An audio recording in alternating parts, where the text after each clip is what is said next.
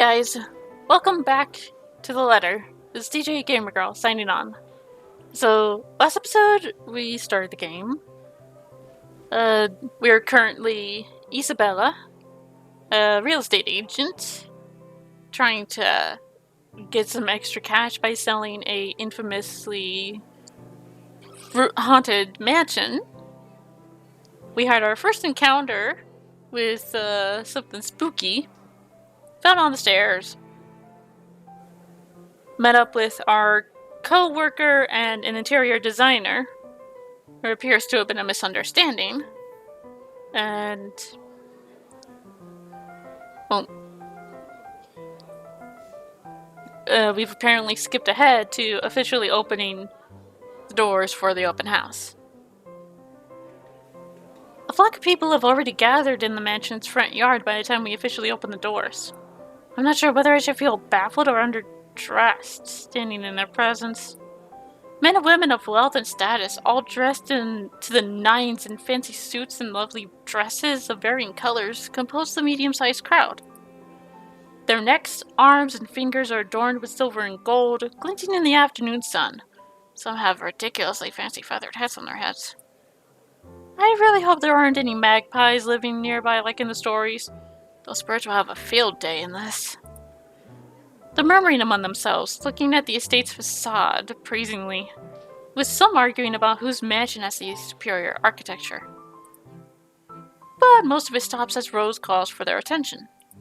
They don't look too pleased being ordered around, but what can they do about it? Ladies and gentlemen, I'm Rose Cooper, and this is my partner, Isabella Santos. We'll be taking a tour of the mansion in 2 groups. Please make sure you filled up our sign-in forms before joining a specific group. Those who want to look around the first floor, please follow my partner. I'll be guiding the ones who wish to see the ground floor. Hearing this, a few wandered to me. They're mostly old ladies who seem daunted at the idea of climbing all those stairs. Miss McCall also joins the group, but what really catches my eye is the elegantly dressed pair she approaches. It's so nice to finally meet you! When Chief Inspector Lee mentioned that a famous interior designer is in town, I knew I had to get you. Your confidence in my skills is very flattering, ma'am. I'm sure you won't disappoint, Marianne. Oh, you know each other? Not at all, ma'am. You mentioned something about a Marianne on our way here, darling? Oh, yes, I think I did. That must be the client she was talking about. I might have seen their faces somewhere before. Some magazine? Or the television? Can't quite remember. But then again, most of our guests are likely ended up on the news one way or another. I won't be surprised if these two already have. For people who are popular, though, they aren't dressed as loudly as the others. And in their simplicity, the couple stands out. The woman in particular is stunning enough to turn heads of most people in my group, especially the men with wandering eyes. The guy standing beside her doesn't seem to mind, though. And if I'm going to be a bit bolder in my assumptions, I say he's basking in the attention. Both of them, in fact. I think they're brother and sister if it wasn't for their public display of affection. The matching rings on their fingers just cement the fact that they are indeed a couple. Whatever. Couple or not, what's important is that we get this deal closed before the current owners can even think of canceling the listing. I just hope that one of the people in my or Rose's group is brave and generous enough to buy this mansion. And so, with papers in hand, I lead the way. When they aren't whispering among themselves or going ooh and ah over the one thing or another, they ask questions. From how the restoration process went to the history of the place, I answer them all. More than happy to talk about the art pieces and architecture, mostly. However, I'm careful not to mention anything about the urban legend. Not a good material for sales talk, even if the entire population of Luxburn knows about it. Some of the furnishings here are actually the 17th century originals, all of which have undergone a painstaking restoration process just to return its original beauty. Even the glass thing. Colorful ones. Oh, I don't know, but you get the idea, I hope. Especially that one, ma'am. It is said to be a gift commissioned by the fiancé of Lady Charlotte Ermengarde. The mansion's current owners have specifically requested that the restoration crew take great care in handling it. It's a priceless work of art and the most distinctive feature of the mansion. By the time I've stopped talking, her attention is already elsewhere. Isn't this place wonderful, darling? I told you it's not a total waste of your time. I don't know. Isn't it a bit too small? We might have to break a wall down to have more room. Well, I think it is just right. Don't you think so, Marianne? It is splendid, ma'am. But isn't it a little too early to make plans when no deal has been signed yet? Never mind that. It isn't going to be a problem. We've got a wonderful legal team to handle everything. Start taking notes, though. I think I've got a few things I want changed before we move in. The rest of the conversation gets lost in the chatter of our companions. I don't want to make any assumptions yet, but their sheer interest is enough to give me some semblance of hope. Oh, please, please, please let these guys be the one. Eventually, our group reaches the kitchen. Much like the rest of the house, a great deal of effort has been put in retaining the room's classical appeal. The open hearth at the end of the room, in particular, looks amazing, like the ones I've seen in the fairy tale books. And mad props to the cleaning crew. Seriously, after overhearing hundreds of complaints about the soot, tar staining the bricks, and how much of a pain in the arse cleaning this will be, they still managed to pull this off. Or at least make it look presentable, at least. The highlight of the room, however, is what's underneath this hatch here. Oh, don't say anything yet. An underground wine cellar. This is the first time the guy in gray speaks up. Mr. Luke Wright? My memory supplies from the forums they signed earlier. His sudden attentiveness catches me off guard.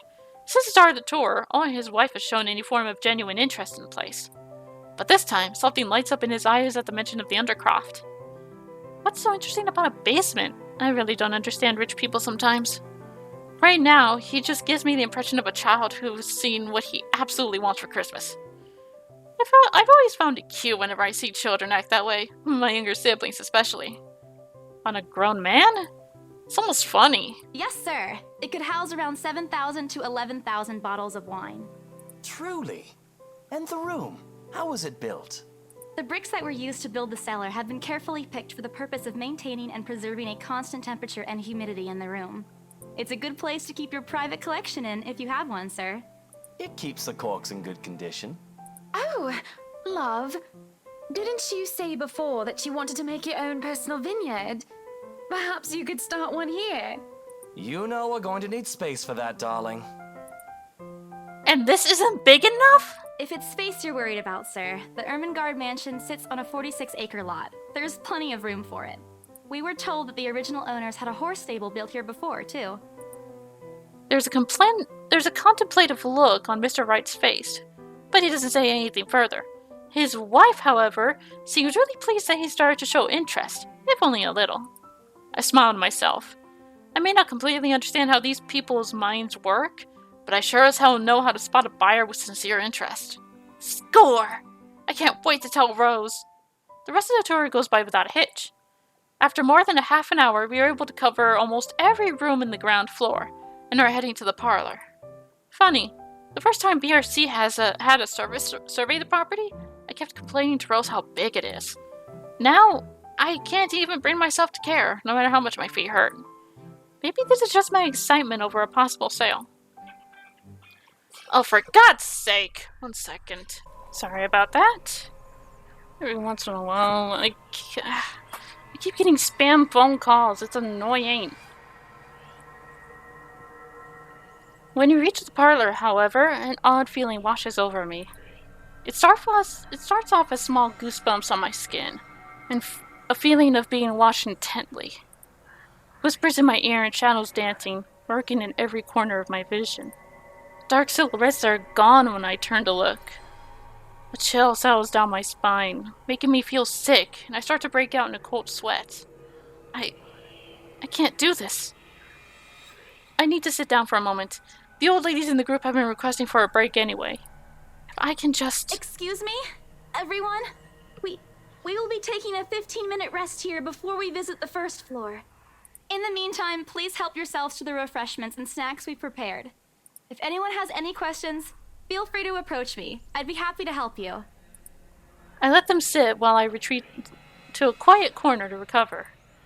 It's not what you think. Don't think about it. It's not what you think. I probably just caught Becca's cold. Don't think about it. I'm left alone for a good while, the same words spilling out of my lips in a silent prayer, until a hand taps my shoulder. Hello, you there? Yes, ma'am? Oh, look at you. Having to show a group around a mansion this big must be exhausting. Not a problem, ma'am. I'm just doing my job. What a hard worker. Anyway, Isabel, right? Isabella, actually. But yes, what can I help you with, ma'am, right? Please, just Hannah. Call me Hannah. I just wanted to ask, how soon are we able to move in? My brain completely stops. The sick feeling plaguing me is suddenly gone, replaced by utter bewilderment. Is this a joke? She looks at me expectantly as I struggle to come up with an answer. Wait, ma'am, you see... But we haven't even negotiated a price yet, ma'am.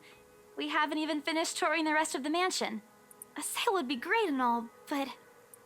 She stops me from speaking any further and puts a hand on my shoulder. For a moment, with her tight smile, she looks as if she's tasted a particularly sour lemon. Oh, please, sweetie, don't insult me. Money is not a problem. And, just between you and me, this place is better off with us than with some old lady who'll probably just fill it up with cats. I personally don't think there's anything wrong with having cats here, ma'am Hannah. I'm sure there's more than enough space here if you want pets. Perhaps I'm still not feeling well, but really, what's wrong with cats? More importantly, why is she talking about moving in already? Well, I'm more of a dog person. But you see, this is going to be a gift to my darling. It's going to be our anniversary soon. And it would be so wonderful if you can secure its purchase for us. Why, I can even offer something extra if you help us out with the paperwork. We actually have a process for this, ma'am. I don't really think that would be necessary or appropriate. And just what are you two lovely ladies talking about here? Leaving me and our lovely interior designer to talk here by ourselves.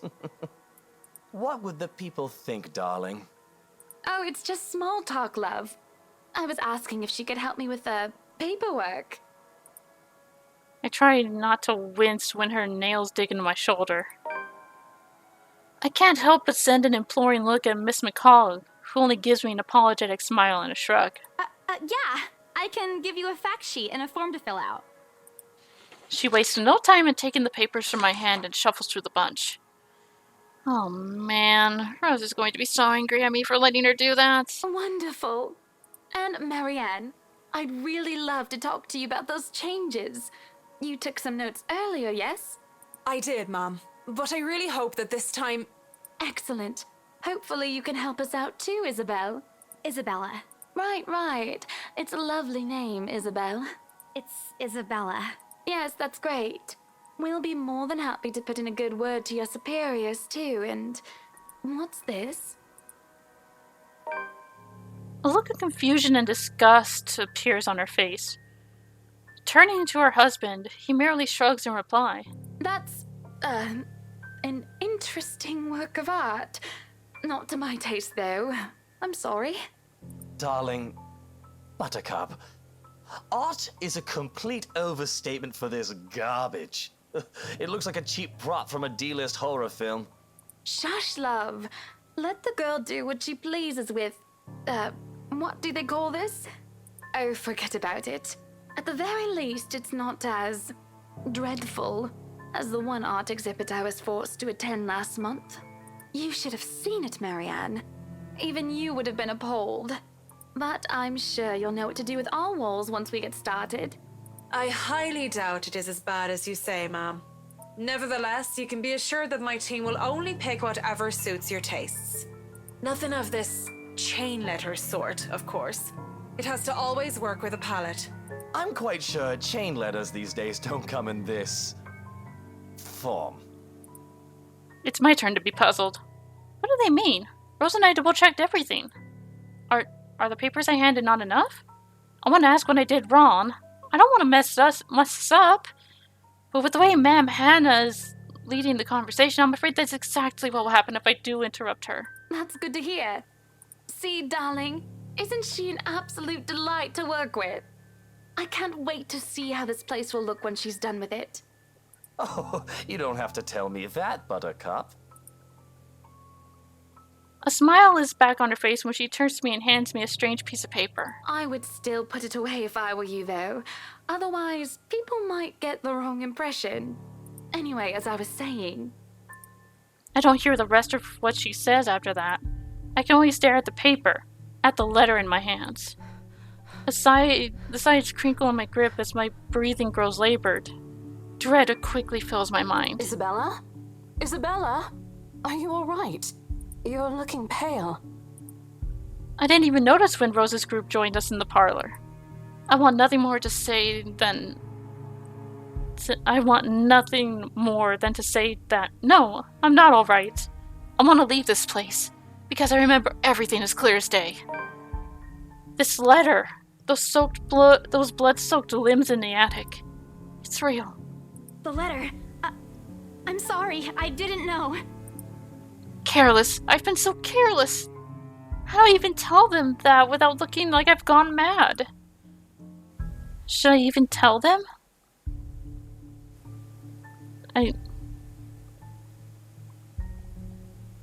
Honestly, I think Rose should know about it.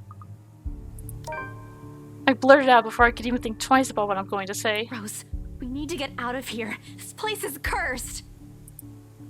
Rose cast a nervous glance at the people in the room. Most are still engaged in a conversation with their peers, but those curious enough to turn their heads in our group's direction have been given their trademark saleswoman. Smile. A tight expression is on her face when she pulls me aside. Isabella, we've already had a conversation about this weeks ago. Those are just stories. And I'm telling you that it's not. I saw something in there. It's not human at all. I thought it was just nothing, but isn't this letter proof enough? She gently reaches out to pluck the paper off my hand. Without even taking a glance at it, she folds it back neatly. Look, I'm really getting worried about you. I know you want to see this open house through, but your condition is more important. Give me a few minutes to wrap things up here, and I'll drive you to the nearest hospital. No! You don't understand! There isn't a condition, Rose. No concussion at all. I'm fine. But this place isn't, and you're being stubborn about it. Before Rose could open her mouth for a retort, a hand lands on both our shoulders, pulling the two of us a distance closer. Now, ladies, what seems to be the problem here? Nothing, sir. I just had to clarify a few things with my colleague. Well, it certainly seems intense. A smile fits the two of you better, in my opinion. Especially darling little Lily here. He gives my shoulder a gentle squeeze, while an inscrutable smile spreads across his face. It's Isabella, sir. Of course. But my point still stands. And with two beautiful ladies here, I'm sure. And I'm sure little Lily here would certainly appreciate it if you remove your pretty hands from her, darling. The pressure on my shoulder lifts as soon as those words leave his wife's lips, while the scowl on her face is like a splash of cold water on me. It's also impossible to miss the displeased frown on Miss Collick's face. Realization that we might lose the sale because of my outburst instantly dawns on me. Rose will be beyond pissed. I think I need to step out for a while. I'll be back. Bowing my head, I mutter a quick apology and gather my stuff to make a quick exit. It doesn't matter if this place is haunted or not. I've caused trouble and Rose can be quite unforgiving of behavior like this. I'm almost at the door when she catches up to me. Isabella, wait! The apprehension must have been quite obvious on my face because her expression instantly shifts to something gentler. Eyes softer, fond smiles spreading on her lips. Hey, I'm not angry. I know.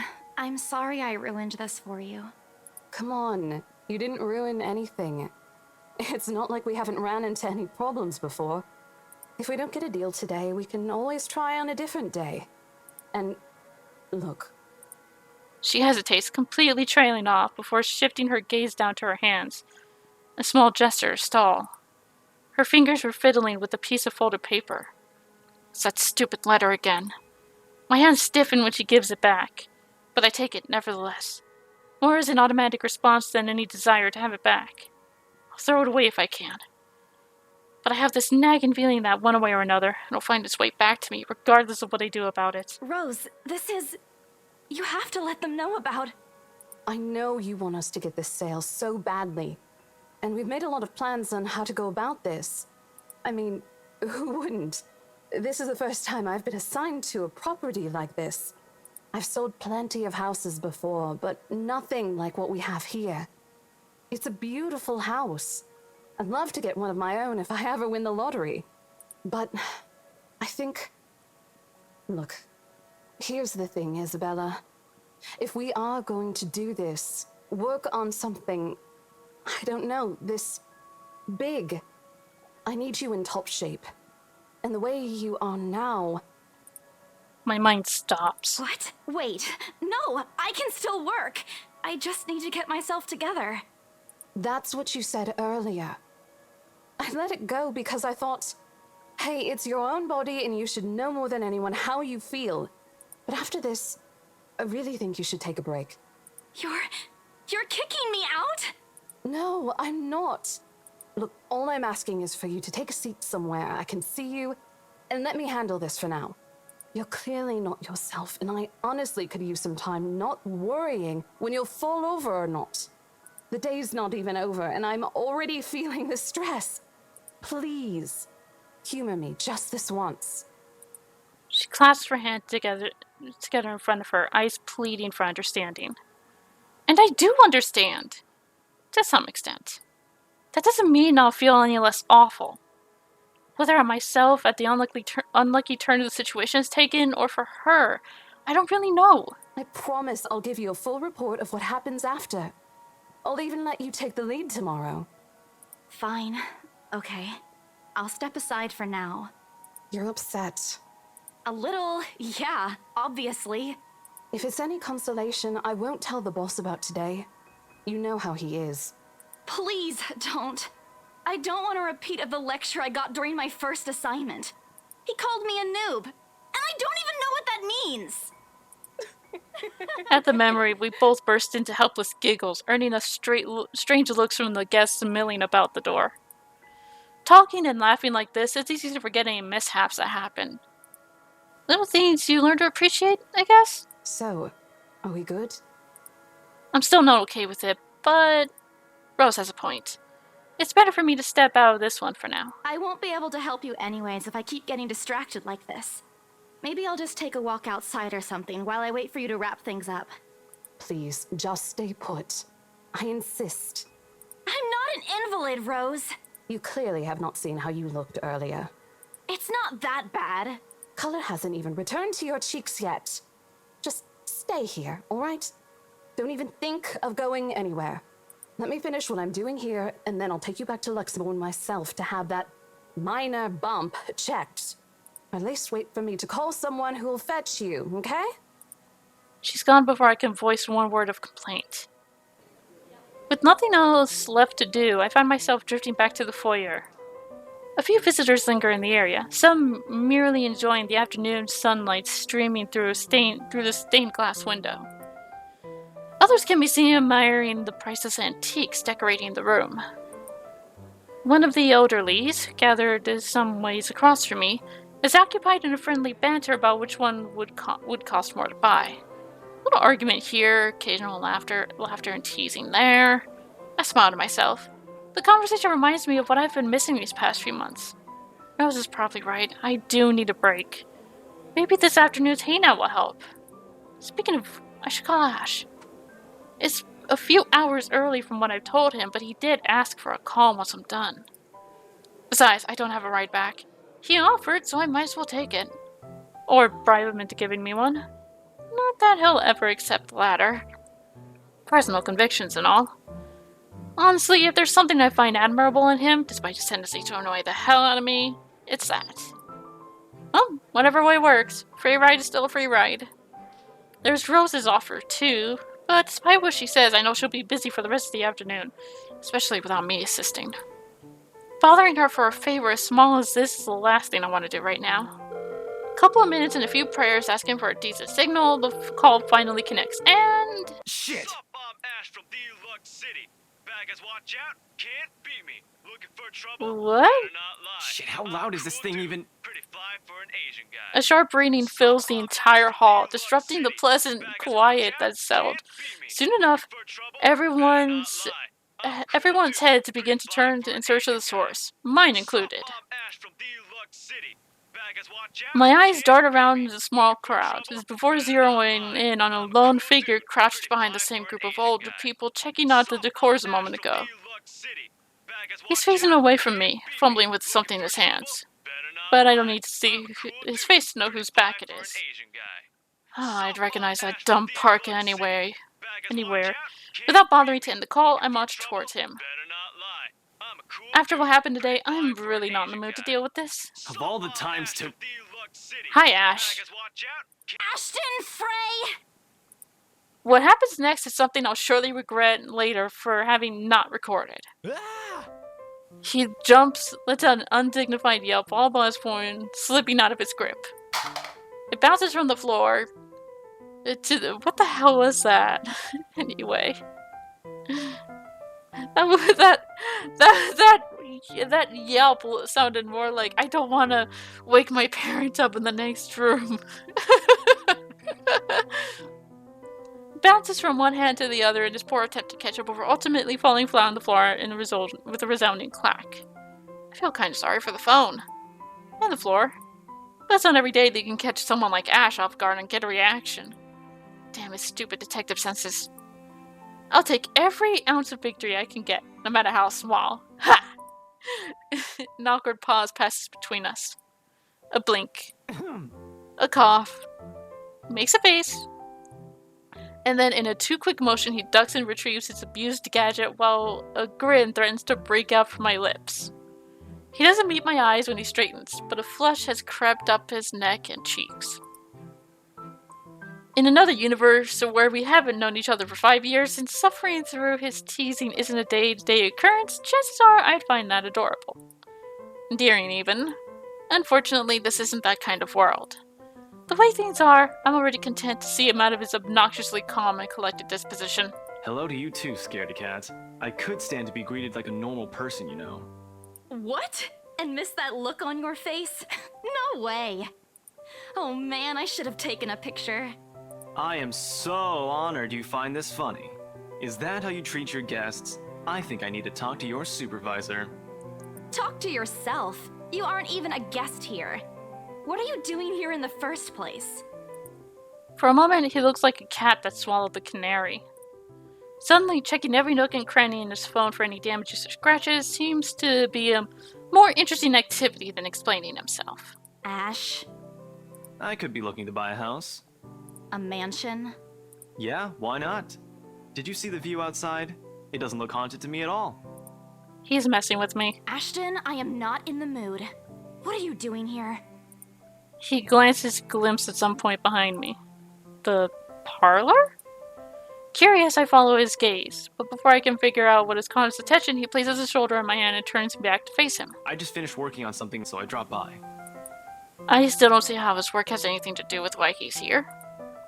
At my confused look, he drops the hand resting on my arm, like he's touched something particularly hot, and casually rubs the back of his neck. And I said I'll see if I can pick you up. Turns out I can. Free time and all. So here I am. Figured you'd still be busy, and so I roamed around for a while. Oh, you have a crush on her. Definitely. Without a doubt. Oh, you should have mentioned that sooner. I was about to throw you out. Throw me? Hey, I was given a pamphlet. I think that makes me a legitimate client. We have mandatory sign-in sheets for clients, Ash. I didn't see your name on it. And you can't just roam around because it says open house. Normal people actually follow an etiquette here. Right, okay. I think I'll just go ahead and... No, wait. I wasn't really going to throw you out. Rose said... Never mind. I was just about to leave anyway. Wait, what? Now?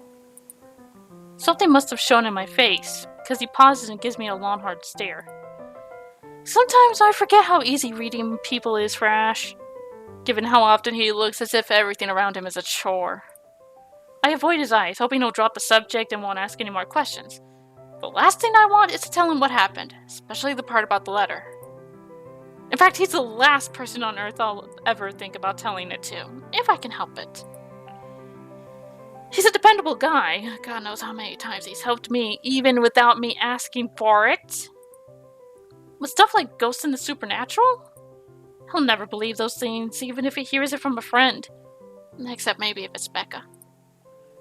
On a good day, the most harmless thing he'll do is give you an explanation why those things have no chance of ever being real. At worst, he's insufferable.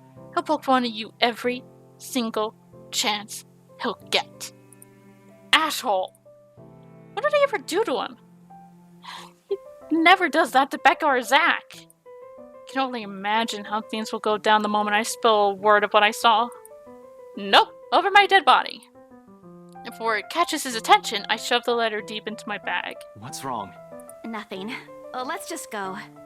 Doesn't look like a nothing to me. We still have Zach's movie tonight, remember? It's still early. And didn't you say your shift will end around 5 or 6? What about... Hey, Isabella, wait up! A rush of air greets me as soon as the main door is open. Not the usual autumn draft, but it's still a welcome change from the stifling atmosphere inside the mansion. Ash's footsteps are quick behind me, the soles of his shoes thumping hard against the polished concrete in an awkward cadence as he rushes to catch up. He calls out once, twice. The mansion still looms in the background. Whispers calling me back, shadows beckoning.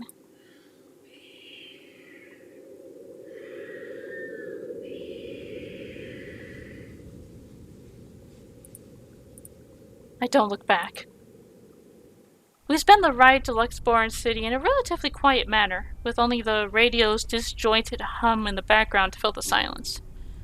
Occasionally, Ash will reach out to fiddle with it until the signal settles, or it's on a respectable volume, but otherwise he doesn't say anything. Neither do I. However, if the furtive glances he's been sending my way are signs, I know there's something he's been itching to ask since we left the mansion. I keep my eyes trained on the passing scenery outside, in the small hope that my disinterest will dissuade him. Here. All of a sudden, he tosses something at me from the small compartment on his side. It hits me cleanly on the chin before I can make a move to catch it. The small package makes a soft landing on my lap instead. Sorry. The glare I send him wipes the smirk about to form cleanly off his face. He clears his throat, focusing his eyes on the road again. I swear he did that on purpose. Ignoring him, I flip the half-forgotten package on my lap. I won't say no to free food, but why are you giving away cereal bars? I always have one on my person, and you look like you're about to pass out back there. Have you eaten lunch yet? I don't even get a chance to deny it, because right on cue, my stomach rumbles loudly, and an empty gnawing feeling in my belly becomes noticeable.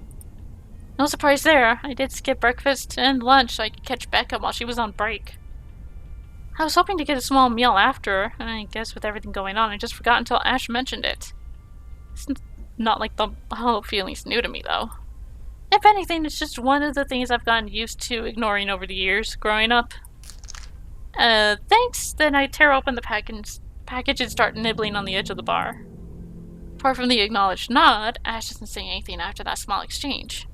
For that, I'm thankful. After getting an earful from both Becca and Rose, it's nice to just be able to sit down with someone who's not going to nag at you. How'd the open house go? The usual.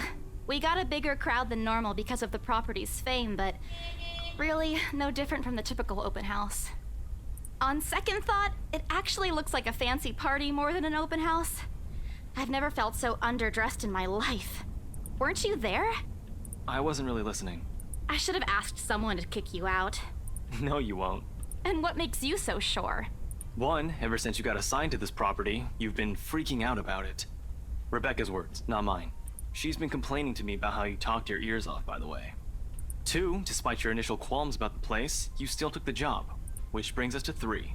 It's been months since you last settled a deal, and you're short on money right now since you're back to your instant noodle diet. How do you even know about the last one? Rebecca. Anyhow, you're hellbent on selling the mansion. Even if someone you know personally is in the tour group, you aren't going to just kick them out. Every single person who went on your open house is still a prospective client to you. Even me. He's not entirely wrong. Oh man, I walked right into that one, didn't I? I hate you. I really hate you right now. His answer is a small laugh. The kind that screams, I'm right, I told you so. I hate it when he does that. I'll have you know that there's already someone who's extremely interested in this property. So even if you expressed any sort of interest in it, I don't think they'd be willing to let you have it. Too bad. Provided I didn't botch it with the rights. Ma'am Hannah in particular didn't look too pleased with what I did. I owe Rose a big apology. I hope she likes free donuts. You don't seem too happy about it. I am happy. Doesn't this look like a happy face to you? Really? And here I was thinking you found another one stuffed in the sofa. Or is it the wardrobe this time? He meant that as a joke, but how close it is to the truth made my blood run cold and my own heartbeat heavy weight in my chest. All at once, the letter in my bag hangs a whole lot heavier, burdened by my own guilt and apprehension. Yeah, well, things happened. Stuff the right couple might not be pleased about. No need to make a fuss about it. It's normal in the business. You made them angry? Not angry, just stuff happened. Like? Things. Did they do anything? Your clients. The rights, was it? I can't answer that. At least not without revealing everything that took place in the attic. Change the subject. You keep asking me about my work, yet you haven't said a single word about yours. Our relationship with Ashton went up. That's not fair. Both you and Zach have literally disappeared off the face of the earth. An over-exaggeration, but changing the subject to something else is still better than outright lying to him. Besides, it never works with him. I'm not sure if it's because I'm just bad at it or because he's just really good at his job. He doesn't answer immediately, only momentarily shifting a glance over at me and returning to the back of the road when he has to make a sharp turn. Outside, the sun has already started its descent, casting a vibrant orange glow on the tall buildings. Ow. Kicked something. I wonder how long before we reach the venue for Zach's film. Checking the street signs outside, it appears Ash is taking the longer route. Odd, but he's probably trying to avoid the rush hour traffic. Didn't we just talk a week ago over chat?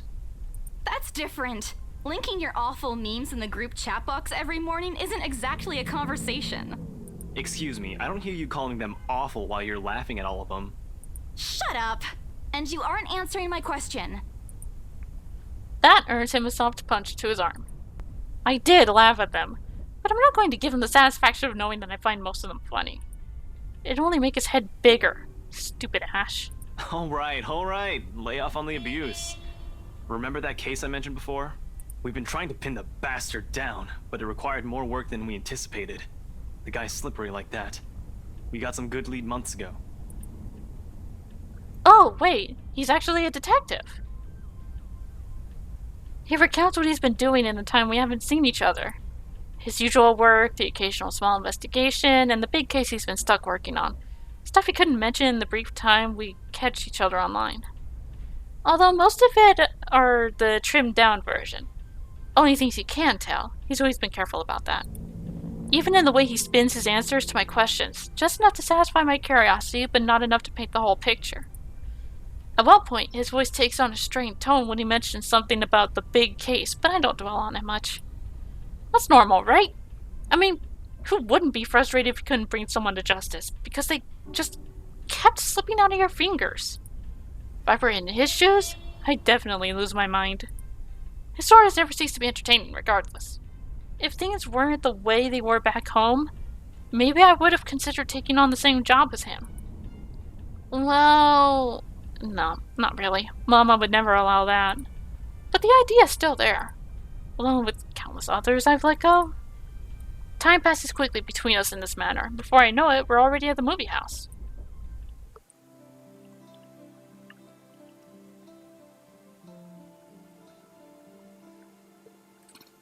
Ay, vey.